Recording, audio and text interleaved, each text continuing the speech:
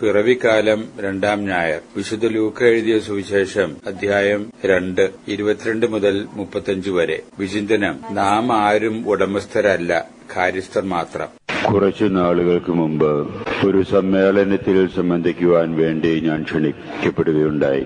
സമ്മേളനത്തിൽ പ്രസംഗിക്കാൻ വളരെയധികം ആളുകളുണ്ടായിരുന്നു. ചിലരുടെ പ്രസംഗത്തിൽ ഒരു കാര്യം അല്പം അഭിമാനത്തോടുകൂടെ വ്യക്തമാക്കപ്പെടുന്നതായിട്ട് ഞാൻ പ്രത്യേകം ശ്രദ്ധിച്ചു. തങ്ങൾ ഒരു ഗവൺമെന്റ് ഉദ്യോഗസ്ഥൻ, സേവകനാണ് എന്നതിൽ അല്പം അഭിമാനത്തോടുകൂടി ചില ആളുകൾ സംസാരിക്കുന്നതായിട്ട് എന്റെ ശ്രദ്ധയിൽപ്പെട്ടു. ഗവൺമെന്റ് സേവകൻ എന്നുള്ളതിൽ അഭിമാനിക്കുന്നതിൽ തെറ്റൊന്നുമില്ല, ശരിയും കൂടിയുണ്ട്.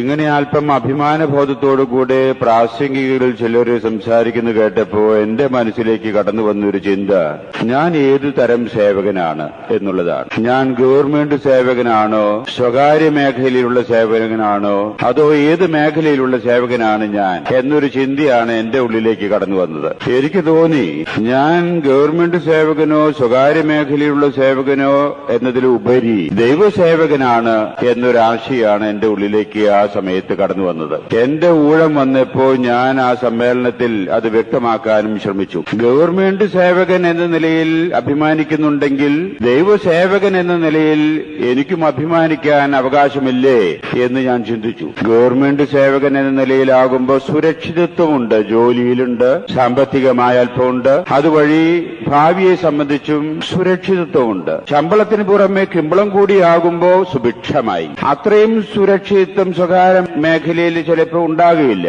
അതുകൊണ്ടുമൊക്കെ കൂടിയായിരിക്കാം ഞാൻ ഒരു ഗവൺമെന്റ് സേവകനാണ് എന്ന് പറയുന്നതിൽ ഊറ്റം കൊള്ളുക ആളുകള്. തെറ്റില്ല. പക്ഷെ നമ്മെ സംബന്ധിച്ചിടത്തോളം ഒക്കെ അടിസ്ഥാനപരമായിട്ട് നമ്മൾ ദൈവസേവകരായിട്ട് അർപ്പിതരായിട്ടുള്ള വ്യക്തികളല്ലേ എന്നുള്ളത് നമ്മൾ ഓർക്കാറുണ്ടോ? ഓർത്താൽ നമ്മൾ അഭിമാനിക്കേണ്ടതല്ലേ? ഈ ഒരു ചിന്തയ്ക്ക് അടിവരയിട്ട് നമ്മുടെ മുമ്പിൽ അവതരിപ്പിക്കുന്നതാണ് ഇന്നത്തെ സുവിശേഷം എന്ന് എനിക്ക് തോന്നി. അതുകൊണ്ടാണ് ആ സമ്മേളനത്തിലേക്ക് ക്ഷണിച്ച വിവരം ഞാൻ നിങ്ങളോട് പറഞ്ഞത്. യേശുക്രിസ്തു ശിശുവായിരുന്ന അവസരത്തിൽ മാതാപിതാക്കന്മാര് ദേവാലയത്തിൽ കൊണ്ടുപോയി ദൈവത്തിന്റെ മുമ്പിൽ അർപ്പിക്കുന്ന ആ ഭാഗമാണ് ഇന്നത്തെ സുവിശേഷം. ദൈവത്തിന്റെ മുമ്പിൽ അർപ്പിച്ച് ദൈവസേവകനായിട്ട് മാതാപിതാക്കന്മാർ നിയമത്തിന്റെ അനുഷ്ഠാനം പൂർത്തിയാക്കിക്കൊണ്ട് ശുശ്രൂഷ നടത്തുന്ന രംഗമാണ് ഇന്നത്തെ സുവിശേഷം. ശിശുവായിരിക്കുന്ന യേശു താൻ ദൈവത്താൽ അയക്കപ്പെട്ടവനാണ്, ദൈവത്തിന്റെ മകനാണ്, ദൈവത്തിന്റെ പ്രതിച്ഛായ ഈ പ്രപഞ്ചത്തിലേക്ക് അവതരിപ്പിക്കേണ്ടവനാണ് എന്ന ഉത്തമ ബോധ്യത്തിൽ അവൻ വളർന്നു. ആ വളർച്ചയിൽ അവന്റെ നടപ്പും, ആ വളർച്ചയിൽ അവന്റെ എടുപ്പും, ആ വളർച്ചയിൽ അവന്റെ പ്രവർത്തന ശൈലികളും വാക്കുകളും ഒക്കെ അത് നിഴലിക്കുന്നതായിരുന്നു. അതുകൊണ്ടാണ് അവനെ കേട്ടവരൊക്കെ പറഞ്ഞത്, ഇതുപോലെ സംസാരിക്കുന്ന ഒരു മനുഷ്യനെ ഞങ്ങൾ കണ്ടിട്ടില്ല, ഞങ്ങൾക്ക് അനുഭവിച്ചിട്ടില്ല. ഇതുപോലെ പ്രവർത്തിക്കുന്ന ഒരു മനുഷ്യനെ ഞങ്ങൾ ഞങ്ങളുടെ ജീവിതത്തിൽ കണ്ടുമുട്ടിയിട്ടില്ല. ഒരുപാട് ഗുരുക്കന്മാരെ ഞങ്ങൾ കണ്ടിട്ടുണ്ട്, ഒരുപാട് പ്രബോധകന്മാരെ ഞങ്ങൾ കണ്ടിട്ടുണ്ട്. പക്ഷേ ഇത്രയും ആധികാരികമായിട്ട് കാര്യങ്ങൾ കൈകാര്യം ചെയ്യുന്ന, ഇത്രയും സമഗ്രമായ രീതിയിൽ സംസാരിക്കുന്ന, ഇത്രയും വസ്തുനിഷ്ഠമായ രീതിയിൽ കാര്യങ്ങൾ വിശകലനം ചെയ്യുന്ന, ഇത്രയും മാന്യമായ രീതിയിൽ പെരുമാറുന്ന ഒരു മനുഷ്യനെ ഞങ്ങൾ കണ്ടിട്ടില്ല എന്ന് പറഞ്ഞ ആളുകൾ വിരളമല്ലായിരുന്നു അദ്ദേഹത്തിന്റെ കാലത്ത്. കാരണം ആ ഉത്തമ ബോധ്യത്തിലെ ആ വ്യക്തി വളർന്നു. ഏതാ ബോധ്യം? ദൈവത്താൽ അയക്കപ്പെട്ടവനാണ് ഞാൻ. എനിക്ക് പറയാനുള്ളതും എനിക്ക് ചെയ്യാനുള്ളതും ഒക്കെ എന്റെ പിതാവായ ദൈവത്തിന്റെ പ്രവർത്തനങ്ങളാണ് എനിക്ക് ചെയ്യാനുള്ളത് എന്ന ഉത്തമ ബോധ്യത്തോടുകൂടി ജീവിക്കാൻ ആരംഭിച്ചപ്പോ തനിയെ ഒരു കുലീനത ഉണ്ടാകുക, തനിയെ ഒരു മാന്യത ആ വ്യക്തിത്വത്തിന് ഉണ്ടാകുക, തനിയെ ഒരു മഹത്വം ദർശിക്കാൻ ഇടവരികയാണ്. യഥാർത്ഥത്തിൽ ശിശുവായിരിക്കുന്ന അവസരത്തില് ഞാനും നിങ്ങളും ഒക്കെ ദൈവത്തിന്റെ മുമ്പിൽ പ്രതിഷ്ഠിതരാണ് മാമോദിസ വഴി. യേശുക്രിസ്തു മാമോദിസയ്ക്ക് പകരം നിന്നിരുന്ന ആ ആചാര പ്രക്രിയയിൽ കൂടെ വളർന്ന രീതിയിൽ അത്ര കണ്ട് മാനങ്ങൾ നമുക്ക് കിട്ടിയില്ല എന്ന് വരികിലും ഈ സത്യം നമ്മൾ മറക്കാതിരുന്നാൽ, ഞാൻ ദൈവത്തിന്റെ മകനാണ്, ഞാൻ ദൈവത്തിന്റെ മകളാണ് എന്ന ബോധ്യം എന്റെ ഉള്ളിലുണ്ടെങ്കിൽ എന്റെ നടപ്പ്, എന്റെ ഇരിപ്പ്, എന്റെ എടുപ്പ്, എന്റെ സംസാരം, എന്റെ വർത്തന രീതി രീതികള്, എന്റെ വ്യാപാരങ്ങളൊക്കെ അതിനാൽ തന്നെ ഒരു കുലീനതയിലേക്ക്, മഹത്വത്തിലേക്ക്, മാന്യതയിലേക്ക് വളരും. പക്ഷെ അത് തത്വത്തിൽ മാത്രം നിന്നാലോ നമ്മുടെ ഈ സമർപ്പണം വെറും അർത്ഥശൂന്യമായിട്ട് നിൽക്കും. അർത്ഥശൂന്യമല്ലാത്തൊരു സമർപ്പണത്തെ സംബന്ധിച്ചാണ് സഭ ഇന്ന് നമ്മുടെ മുമ്പിൽ അവതരിപ്പിക്കുന്നത്. ചെരുപ്പിന്റെ യഥാർത്ഥ വില അത് ഉപയോഗിക്കുന്ന വ്യക്തികളുടെ ആണ് എന്ന് നാം ചിലപ്പോ ഒക്കെ പറഞ്ഞു കേൾക്കാറുണ്ട്. ചിന്തിച്ചാൽ അത് ശരിയാണെന്ന് തോന്നും. ചെരുപ്പിന്റെ യഥാർത്ഥ വില അത് ഉപയോഗിക്കുന്ന വ്യക്തിയുടെ മാനത്തിനനുസരിച്ചിരിക്കും. ഒരു സംഭവം ഞാൻ ഓർക്കുകയാണ്. എന്റെ കണ്ണിന്റെ കാഴ്ച നഷ്ടപ്പെട്ടതിന് ശേഷം ഞാൻ തനിച്ച് ഒന്നും യാത്ര ചെയ്യാറില്ല. നിങ്ങൾക്കറിയാം, ആരെങ്കിലും ഒക്കെ എന്റെ കൂടെ ഉണ്ടാകും. ശരി, അതായി. അങ്ങനെ ഒരു ദിവസം ഞാനൊരു യാത്രയ്ക്ക് വേണ്ടി പോയി. സാധാരണ ദേവാലയത്തിൽ കയറുമ്പോ ഇപ്പോ ചെരുപ്പുകള് പുറത്തു വെക്കുന്ന ഒരു സംസ്കാരം ഇടയിൽ വളർന്നുകൊണ്ടിരിക്കുന്നു. ഞാൻ അതിനൊക്കെ പറ്റി ആധികാരികമായിട്ടല്ല സംസാരിക്കുന്നത്. ഞാനും ചെരുപ്പ് ഊരിവെച്ചു. ദേവാലയമൊക്കെ സന്ദർശിച്ചതിന് ശേഷം ഊരിവെച്ച കവാടത്തിൽ കൂടി അല്ല തിരിച്ചു വന്നത്. എനിക്ക് അതിനെപ്പറ്റി ഓർമ്മയുണ്ടായിരുന്നു. ഞാൻ ചെരുപ്പ് ഊരിവെച്ച കവാടത്തിലേക്ക് പതുക്കെ മറ്റുള്ളവരുടെ സഹായത്താല് നടക്കുകയാണ്. അപ്പോഴേക്കും അവിടെ കൂടിയിരിക്കുന്ന ചിലര് ആ ചെരുപ്പ് വളരെ ഒരു പൂജ്യമായിട്ടുള്ള ഒരു കാര്യമായിട്ട് എന്റെ അടുത്തേക്ക് കൊണ്ടുവരിക. അച്ഛാ ചെരുപ്പ്. ഞാൻ അങ്ങോട്ട് വരിക മോനെ. സത്യത്തില് ആ ചെരുപ്പ് എടുത്തു കൊണ്ടുവന്ന വ്യക്തി എന്നോടുള്ള ബഹുമാനാണ് ആ ചെരുപ്പിനോട് കാണിച്ചത്. എന്നാൽ അതല്ലാതെ ഒരു ചെരുപ്പ് അവിടെ ഇരിക്കുന്നു എന്ന് വിചാരിക്കുക. എടുക്കുന്ന എടുപ്പ് ഏത് തരത്തിലായിരിക്കും? എടുക്കുകയാണെങ്കിൽ തന്നെ രണ്ട് വിരല് കഷ്ടിച്ചിങ്ങനെ എടുത്ത് എന്തോ ഒരു അറപ്പുള്ള സാധനം ഇങ്ങനെ അങ്ങോട്ട് പൊക്കിയെടുത്ത് അങ്ങനെ അങ്ങോട്ട് കൊണ്ടുപോകുന്ന മാതിരി തോന്നും. പറഞ്ഞാൽ തന്നെ ചെയ്യോ? യഥാർത്ഥത്തിൽ എന്താ ഉണ്ടായത്? ആ വ്യക്തിക്ക് എന്നോടൊരു ആദരവുണ്ടായി, ഒരു ബഹുമാനം എന്നോട് ഉള്ളൊരു വ്യക്തിയായിരുന്നു. ഞാൻ പറയാതെ തന്നെ എന്റെ ചെരുപ്പ് എടുത്ത് കൊണ്ടുവരികയാണ്. അത് കൊണ്ടുവരുന്ന എന്തോ ഒരു പൂജ്യമായിട്ടുള്ള കാര്യം. എന്റെ മനസ്സിലേക്ക് കടന്നു വന്ന ഒരു ചിന്ത, ആ ചെരുപ്പിന് കിട്ടിയ ഭാഗ്യം. എന്റെ ചെരുപ്പായതുകൊണ്ട് ആ വ്യക്തിക്ക് ചെരുപ്പിനോട് ആദരവുണ്ടായി. മുല്ലപ്പൂമ്പൊടി കേറ്റുകിടക്കും കല്ലിനുമുണ്ടാം സൗരഭ്യം, കവി അന്ന് പാടി. എന്നും മുല്ലപ്പൂവിന്റെ പൂമ്പൊടി അനുഭവിക്കാൻ ഇടവരുന്ന വീഴുന്ന കല്ലിന് മണത്താൽ സൗരഭ്യം ഉണ്ടാകുമെന്നാ പറയണേ. ഇന്ന് ചന്ദനക്കൊന്തകൾ ധാരാളം വിൽപ്പനയ്ക്കുണ്ട്. സ്പ്രേ അടിച്ചിട്ടുള്ളതാണോ ഒറിജിനലാണോ കണ്ടുപിടിക്കാൻ വിദഗ്ധമായിട്ടുള്ള പരിശോധനകൾ വേണ്ടിവരും. എങ്കിലും കുറെ ചന്ദനത്തിന്റെ അടുത്ത് അല്ലെങ്കിൽ ചോട്ടിലോ അല്ലെങ്കിൽ കൈകാര്യം ചെയ്യുന്ന ആളുകളുടെ കൈ കൂടെ ഈ ചന്ദനം കടന്നുപോയ ചന്ദനം അല്ലാത്ത ചന്ദനം കടന്നുപോയാലും മണത്തിരിക്കുമ്പോൾ ഒരു മണം ഉണ്ടായിന്ന് വരും. പ്രകൃതി നിയമമാണത്.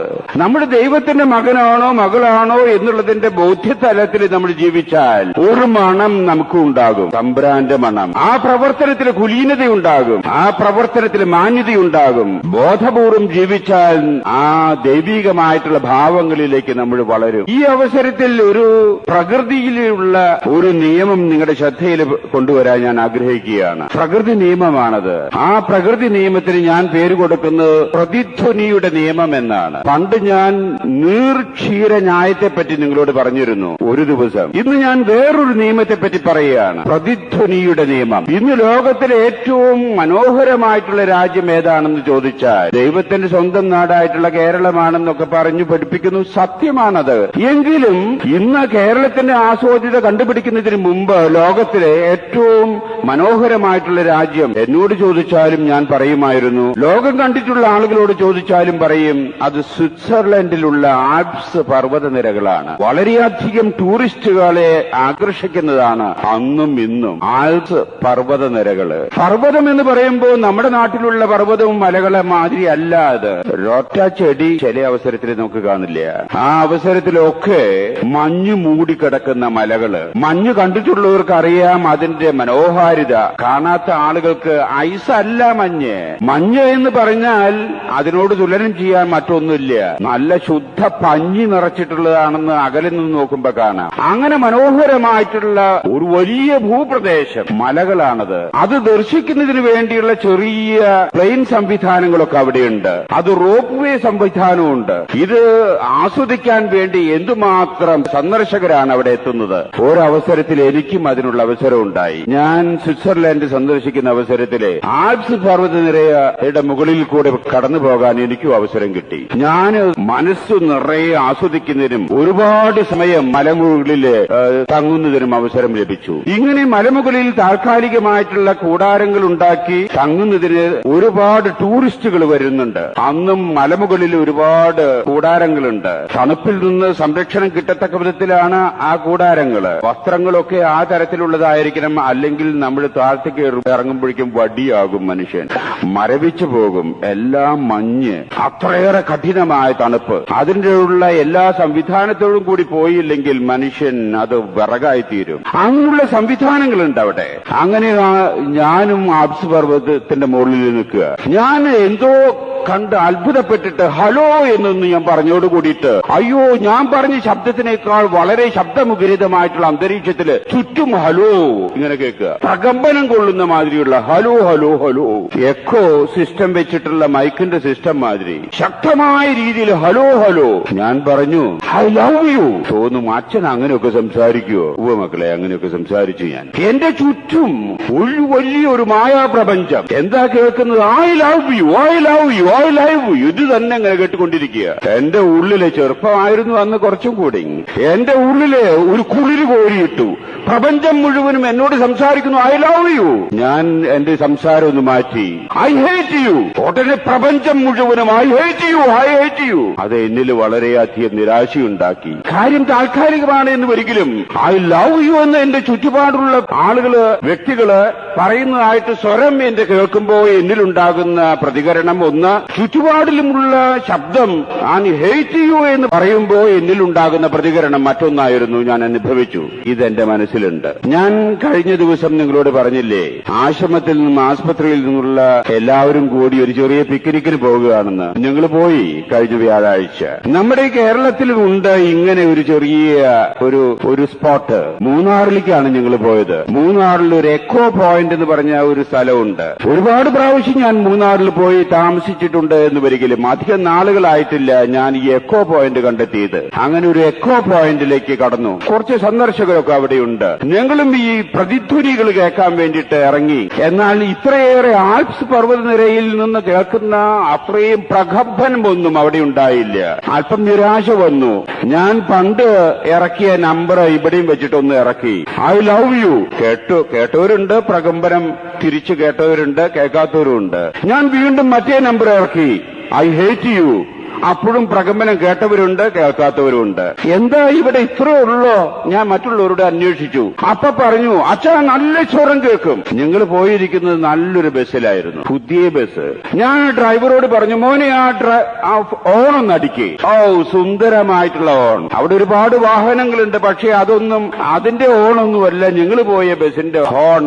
അവനങ്ങോട്ട് അടിച്ചോട് കൂടിയിട്ട് അതുവരെ കേൾക്കാത്തവരൊക്കെ കേട്ടു. അതേ കേൾക്കണു എല്ലാവരും പറഞ്ഞു. ഇത് കേട്ടോടുകൂടി മറ്റുള്ള ചെറിയ വാഹനങ്ങൾ അടിക്കാൻ തുടങ്ങി.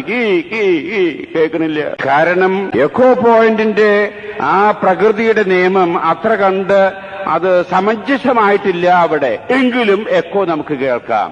നമ്മുടെ തന്നെ സ്വരം നമുക്ക് പ്രതിധ്വനിയായിട്ട് കേൾക്കാം. നമ്മൾ എന്ത് സ്വരം പ്രകടിപ്പിക്കുന്നുവോ ആ സ്വരം നമുക്കും തിരിച്ചു കിട്ടും. ഇതാണ് പ്രതിധ്വനിയുടെ നിയമം എന്ന് ഞാൻ പറഞ്ഞത്. ഇത് സ്വരം മാത്രമല്ല, ഇത് ജീവിതത്തിലേക്ക് അപ്ലൈ ചെയ്യാണെന്ന് വിചാരിക്കുക. നമ്മുടെ ദൈവത്തിന്റെ മകളോ ആണെങ്കിൽ ദൈവത്തിന്റേതായിട്ടുള്ള ക്ഷമ, ദൈവത്തിന്റേതായിട്ടുള്ള സ്നേഹം, ദൈവത്തിന്റേതായിട്ടുള്ള നീതിബോധം, ദൈവത്തിന്റേതായിട്ടുള്ള നന്മ നമ്മുടെ ജീവിതത്തിൽ പ്രകാശിച്ചാൽ ഈ നന്മ നമുക്കും തിരിച്ചു കിട്ടും. ഇതാണ് പ്രതിധ്വനിയുടെ പ്രപഞ്ചത്തിലുള്ള ഒരു നിയമം. പക്ഷേ പ്രപഞ്ച നിയമം വസ്തുക്കളിൽ അധിഷ്ഠിതമാണ്. പ്രതിധ്വനിയുടെ നിയമം മനുഷ്യ ജീവിതത്തിന് അല്പം അപവാദങ്ങൾ ഉണ്ടാകാം. നന്മ ചെയ്യുന്ന എല്ലാ വ്യക്തികൾക്കും അതേ രീതിയിൽ തന്നെ പ്രതിധ്വനിയുടെ നിയമം അനുസരിച്ച് തിരിച്ചു കിട്ടണം എന്നില്ല. അപവാദങ്ങൾ ഉണ്ടാകാം. ഈ അപവാദങ്ങൾ ഒരു പക്ഷേ താൽക്കാലികമാകാം. ഇന്നല്ലെങ്കിൽ നാളെ തിരിച്ചു കിട്ടും എന്ന് തന്നെയാണ് ദൈവിക നിയമവും നമ്മളെ പഠിപ്പിക്കുന്നത്. പ്രകൃതി നിയമം മാത്രമല്ല ഇത്. ഒരു പക്ഷേ നമ്മൾ നന്മ ചെയ്താലും നല്ല ഉദ്ദേശത്തോടു കൂടി കാര്യങ്ങൾ നിർവഹിച്ചാലും ഉദ്ദേശത്തെ ചോദ്യം ചെയ്തുകൊണ്ട് തിന്മ നമ്മോട് പ്രവർത്തിക്കാം. നമ്മുടെ ചുറ്റിലുമുള്ള ആളുകൾ വൈരാഗ്യത്തോടുകൂടി നമ്മോട് പെരുമാറാം. നാം കാരുണ്യത്തോടു കൂടിയാണ് അവരോട് പെരുമാറുന്നത് എന്ന് വരികിലും, സ്നേഹത്തോടു കൂടിയാണ് നമ്മുടെ പെരുമാറുന്നത് എന്ന് വരികിലും, അല്പം ദുഷ്ടലാക്കോടുകൂടി മറ്റുള്ളവരെ നമ്മോട് പെരുമാറുന്നതായിട്ട് കാണാം. പലപ്പോഴും അത് താൽക്കാലികമായിരിക്കും, ശാശ്വതമായിട്ട് അതാകില്ല. കാരണം പ്രപഞ്ച നിയമം അതല്ല നമ്മളെ പഠിപ്പിക്കുന്നത്. പഠിപ്പിക്കുന്നത്. യേശുക്രിസ്തുവിന്റെ ജീവിതത്തിലെ ഈ പ്രപഞ്ച നിയമം തന്നെയല്ലേ യേശുക്രിസ്തു നമ്മോട് പറഞ്ഞത്?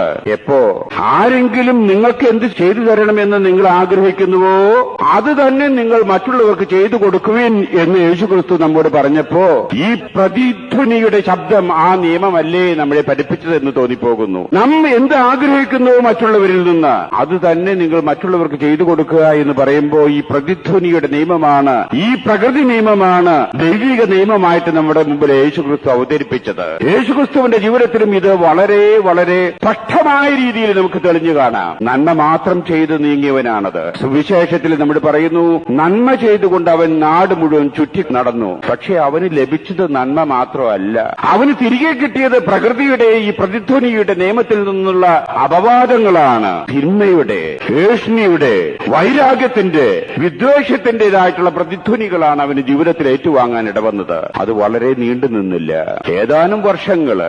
ആ വർഷങ്ങൾക്ക് ശേഷം അവൻ ആ പ്രതിധ്വനിയുടെ അപവാദത്തിൽപ്പെട്ട് ഞെരുക്കി കൊല്ലപ്പെട്ടു. പക്ഷേ ഈ പ്രപഞ്ച നിയമം ദൈവിക നിയമമാണെന്ന് മനസ്സിലാക്കാൻ വേണ്ടി അവൻ കല്ലറയിൽ നിന്ന് ഉയർത്തു. അവൻ എല്ലാ മഹത്വത്തോടു കൂടി സ്വർഗത്തിലേക്ക് ആരോഹണം ചെയ്തു. ഇതല്ലേ നമ്മുടെ വിശ്വാസം? അതുകൊണ്ട് നന്മ ചെയ്താൽ, നീതിയോടുകൂടി ജീവിച്ചാൽ, ശരികൾ നമ്മൾ ചെയ്താൽ അത് തന്നെ ഇന്നല്ലെങ്കിൽ നാളെ നമുക്ക് തിരിച്ചു കിട്ടും. തെറ്റ് ചെയ്താൽ, ശരിയല്ലാത്തത് ചെയ്താൽ, താൽക്കാലികമായിട്ടുള്ള ലാഭത്തിന് വേണ്ടിയിട്ട് നമ്മൾ അല്പം വക്രത കാണിച്ചാൽ ഇന്നല്ലെങ്കിൽ നാളെ അത് തന്നെ നമുക്ക് തിരിച്ചു കിട്ടും. ഇതാണ് പ്രതിധ്വനിയുടെ നിയമം നമ്മളെ പഠിപ്പിക്കുന്നത്. അതുകൊണ്ട് പ്രിയ മക്കളെ, ഞാൻ പറയട്ടെ, ജീവിതത്തിൽ ലാഭകരം ദൈവത്തിന്റെ മകനോ മകളോ ആണെന്നുള്ള ബോധ്യത്തില് ശരികൾ ചെയ്ത് നീങ്ങുന്നതാണ്, നന്മ ചെയ്ത് നീങ്ങുന്നതാണ് ജീവിതത്തിൽ ലാഭകരം. അതാണ് അഭിമാനകരവും അത് തന്നെയായിരിക്കും രക്ഷാകരവും. നമുക്ക് ദൈവത്തിന്റെ മകനോ മകളോ ആണെന്നുള്ള ഉത്തമ ബോധ്യം ജീവിതത്തിന്റെ ഇടനാഴികളിലേക്ക് വ്യാപിപ്പിച്ചുകൊണ്ട് ജീവിക്കാൻ നമുക്ക് ശ്രമിക്കാം.